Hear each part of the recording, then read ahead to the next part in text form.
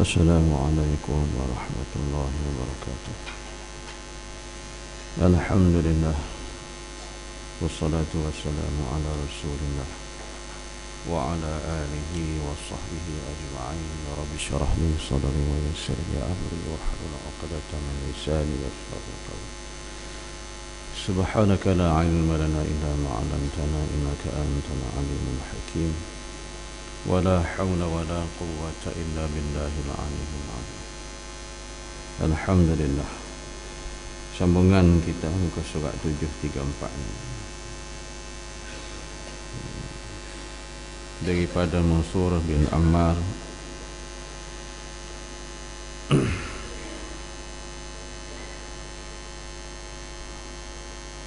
Dan sesiapa yang menghunus pedang kekejaman pasti akan terpotong tangannya oleh pedang itu juga. Dan sesiapa yang menggali perigi untuk menjerumuskan kawannya, maka ia akan terjerumus sendiri di dalamnya. Dan siapa yang membuka rahsia orang akan terbukalah auratnya. Jadi sambungan daripada yang pagi semalam, dikata Mansur bin Ammar, siapa yang menghunuskan pedang, melaku kezaliman, pasti akan terpotong tangannya oleh pedangnya itu juga. Setiap yang kezaliman, perkara zalim ni tuan-tuan, Allah Subhanahu wa taala murka. Dan kita pun tak boleh melakukan kezaliman kepada orang dan kezaliman pada diri sendiri. Jadi pada diri sendiri pun kita dilarang, apatah lagi pada orang lain. Jadi kezaliman pada diri sendiri, kita mencampakkan diri kita dalam kehinaan dengan kita tidak mempedulikan segala larangan dan perintah-perintah Allah Subhanahu wa taala. Jadi perintah Allah, yang Allah perintah berupa suruh dan juga berupa larangan. Jadi apabila kita melewati dengan tidak mengikut perintah Allah, apa yang disuruh, dan kita pula melanggar apa yang dilarang, yang dipanggil zalim nafsi, melakukan kezaliman pada diri sendiri. Dan begitu juga apabila kita melakukan kezaliman pada orang lain, berinaya akan orang, inaya akan binatang-binatang, inaya akan pada golongan-golongan yang orang-orang yang termiskin, pada orang yang tertindas dan sebagainya. Jadi semua bentuk-bentuk kezaliman itu kesudahannya akan dikembalikan balik kepada orang yang melakukan kezaliman. Sebab itu disebut ada di dalam kitab Tajzibut Taraful Hadis jilid yang pertama. Dia kata dalam satu hadis itu, walaupun kezaliman itu dilakukan walau berapa abad sekalipun, walau ba'dahi, walau berapa abad sekalipun yang kemudian daripada itu, maka ianya pasti akan menerima juga balasan daripada Allah. Jadi sebab tu jangan kita ingat bahawasanya benda tu kita dah buat kezaliman, mungkin kita dah lupa. Dan dalam lupa kita mungkin juga kita merasakan tak ada apalah, orang dah lupa semua dah. Jadi benda-benda yang macam tu Allah tidak bersifat dengan lupa, dan Allah tidak bersifat dengan kelalaian. Allah tak pernah tidur. Yang kita dah baca dalam ayat kursi, la ta'khudhuhu sinatun wala naum. Jadi Allah dalam keadaan tidak ada sifat bagi dia, Allah tu lemah, mengantuk, tak ada. Jadi segala kezaliman yang kita buat, sebab tu kata Mansur bin Ammar, akan terpotong tangan kita sendiri. Maknanya kezaliman itu akan dikembalikan balik kepada kita apabila tiba masanya nanti.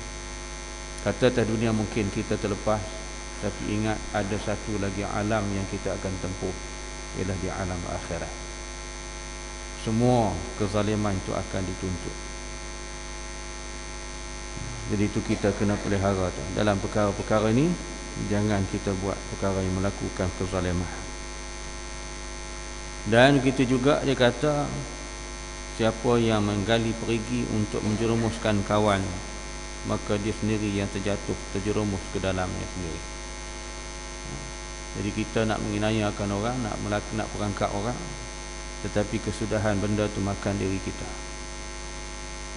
Sebab tu sifat orang munafik, dia kata Abu Yahamka dalam tafsirnya, menguraikan dalam sepanjang surah Al-Baqarah, dia kata sifat orang munafik ibarat macam dia korek lubang. Korek lubang nak perangkap orang, nak bagi jatuh, tapi dia sendiri yang terjatuh dalam lubang. Sifat orang munafik, berpura-pura dia nak menipu orang lain. Sebab tu orang munafik ni, sebab Allah gambarkan dalam surah Al-Baqarah, dia mari ke dalam kumpulan orang-orang yang baik, yang beriman, dia berpura-pura menjadi orang beriman, orang baik. Lepas tu dia balik pada kumpulan dia pula, dia kata aku saja nak tengok rupa tu je. Jauh mana dia orang tu. Jadi berpura-pura. Jadi pada tu kata Abu Yahamka tu, dia kata dia bergulungan ni, dia korek lubang nak bagi orang jatuh, tapi dia sendiri yang jatuh di lubang. Itu sifat orang munafik. Jadi kita jangan ada gitulah, ya. Na'udzubillah, berlindung daripada Allah Subhanahu wa taala sifat-sifat yang macam tu. Dan siapa yang membuka rahsia orang, akan terbukalah auratnya. Jadi sekarang lagi kita dituntut orang yang suka mendedah, membuka rahsia-rahsia orang, satu hari Allah akan membuka akan auratnya. Keburukan kita akan terbuka dengan sendiri. Dan jika sekiranya atas dunia ini juga kita mungkin terpelihara, tetapi ingatlah, kehidupan kita satu lagi di alam akhirat, ianya tidak akan dapat ditutup. Bicarakan kita di mahkamah Rabbul Jalil, di hadapan Allah Subhanahu wa taala, maka Allah akan buka di sana, tuan-tuan, dalam keadaan yang tidak ada tempat untuk kita bersembunyi, dan semua rahsia-rahsia kita, semua yang kita buat akan didedahkan di hadapan Allah Subhanahu wa taala.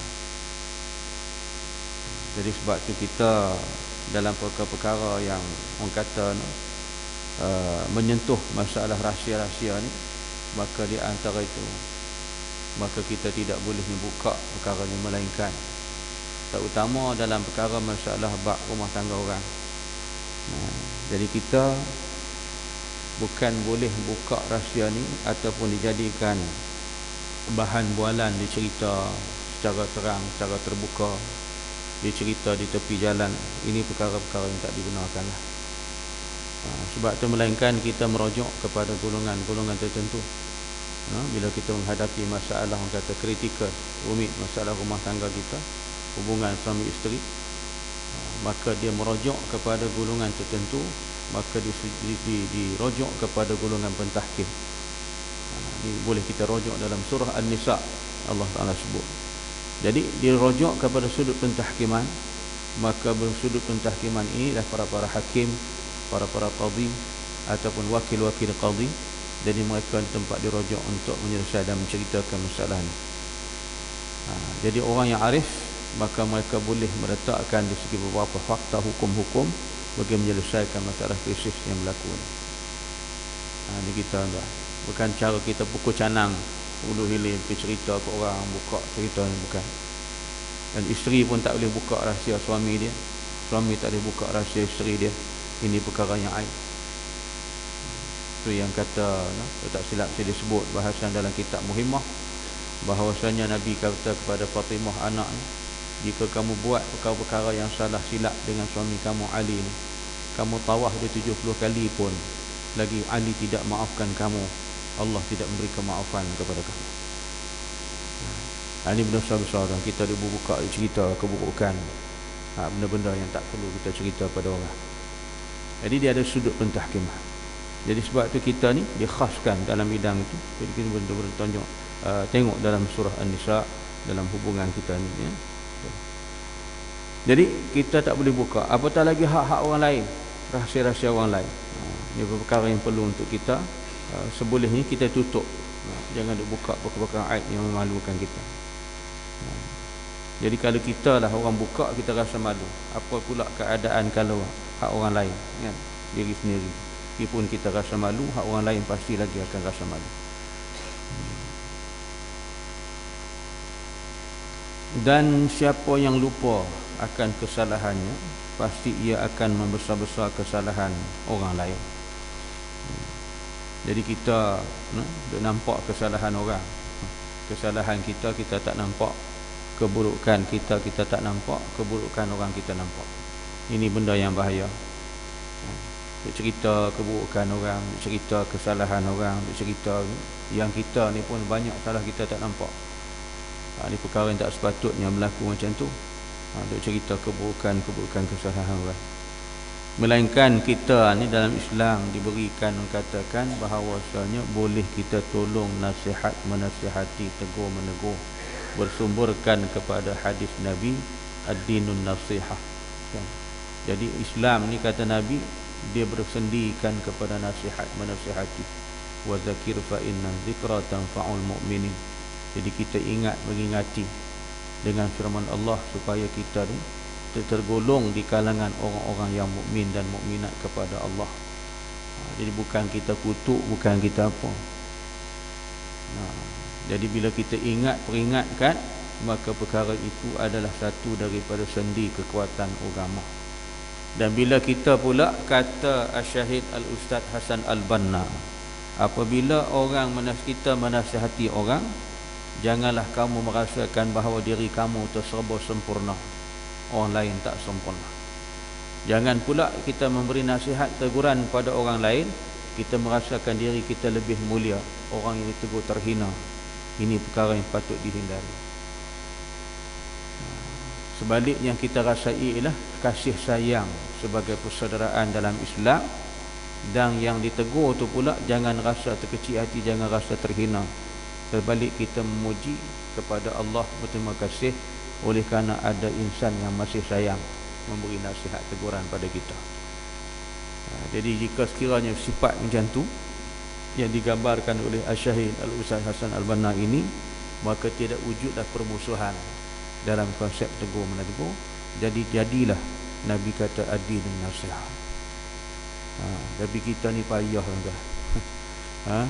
Kita tegur, kita nasihat, dah dipandang macam lain. Orang yang tegur pula dia berasa hati, dan orang yang menegur tu pula rasa dia hebat. Jadi terjadi masalah.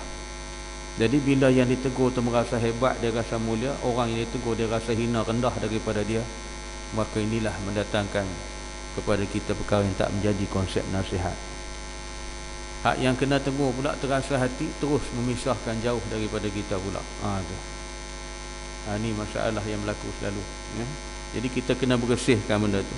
Kembali kita kepada sifat agama. Nabi kata ad-dinun nasihah. Dan siapa yang sombong dengan akalnya tergelincir. Ini sifat sombong ni sifat yang ada kepada iblis. Sebab tu iblis dia sombong, angkuh. Apabila dia perintahkan oleh Allah sujud kepada Adam, dia enggan, dia kufur. Dengan keengganannya itu menentang, melawan Allah, maka dia jatuh dalam keadaan yang ianya sebagai makhluk yang kufur kepada Allah. Jadi kita ni pun jangan ada sifat sombong tu. Jadi bila sifat sombong ni tuan-tuan, sifat yang dimurkai, sifat yang dipanggil sifat mazmumah, sifat yang tercela. Sebaliknya kita menggantikan sifat sombong dengan sifat tawadhu', sifat merendah diri. Bukan suruh tunduk depan orang tu. Dia kata merendah diri lalu tunduk rapat. Bukan macam tu. Merendah diri ni makna kita ni merasakan bahawa diri kita dalam keadaan mulia dengan sifat-sifat yang mulia, ataupun kita melaksanakan sifat-sifat yang mulia. Buang sifat sombong, sifat megah diri. Ni buang sifat-sifat ni dengan merasakan kita ni semua makhluk Allah, pakat hina belaka, tak ada yang mulia, tak ada lebih besar, lebih berseni melainkan Allah. Jadi kita merasa rendah diri begitu, bukan suruh tunduk. Ni ada kawan kita ditunduk, Dia tunduk para rokok kalau dia nak keluar masjid ni daripada tepi tu, dia tunduk, dia undur jalan sampai ke pintu. Ada kawan kita mati dah kot. Kita tengok dia, kalau dalam masjid dia nak keluar, dia tunduk depan orang, para rokok daripada sana dia undur sampai sana, sebab kasut dia ada belah ni ya. Kasut dia belah ni, dia undur kot ni. Jadi bukan macam tu. Jadi kalau kita tunduk sampai begitu paras, dengan sama tahap kita rokok kepada Allah, dia jadi haram. Bukan tawaduk dah, jadi haram. Menyerupai dengan kita sembah Allah. Tiada ada perbuatan yang lain kita buat begitu melainkan sembah Allah saja. Ibu bapa kita pun tak suruh dihormat. Jangan buat bangsa kafir, India pergi cium tapak kaki, ambil. Tak, Islam tak suruh itu. Allah Ta'ala suruh kita berbuat baik kepada kedua ibu bapa, berbakti kepada ibu bapa, berlemah lembut dengan mereka, tidak berkasar dengan mereka, tidak menengking mereka, tidak mengeluarkan suara sekalipun. Itu batasan yang Allah Ta'ala sebut sifat tawaduk dengan ibu bapa. Bukan suruh tunduk, bukan suruh sujud, sembah tak. Wa qada rabbuka alla ta'budu illa iyyah wa bil walidaini ihsan. Kita disuruh menyembah Allah, buat baik kepada ibu bapa. Itu tanda tawaduk. Jadi buang sifat sombong. Jadi siapa yang sombong, dikata pada orang pasti hina. Dan siapa yang berlebih-lebihan dengan amal perbuatan pasti jemu.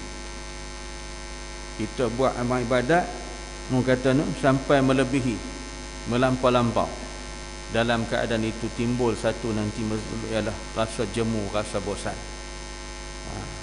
Jadi sebab itu kita buat amal ibadat ni tuan-tuan, yang pertama sekali ialah ada niat kita dengan nawaitu, dengan kerana Allah. Bila dengan kerana Allah, keikhlasan kita ikhlas, mukhlisina lahuddin, berikhlas dalam agama, maka di atas amal ibadat macam tu kita terpelihara daripada rasa jemu, rasa bosan. Tapi buat amal ibadat bukan kerana Allah, bukan kerana keikhlasan kepada Allah, dia marilah perbuatan tu, amal ibadat dengan rasa jemu dan bosan. Itu tinggal benda tu. Dan satu lagi, siapa yang berbangga diri pasti patah. Duk bangga dengan diri sendiri, masuk bakul, angkat sendiri. Duk bangga dengan diri sendiri, orang kata masuk bakul, angkat sendiri. Mana nak naik?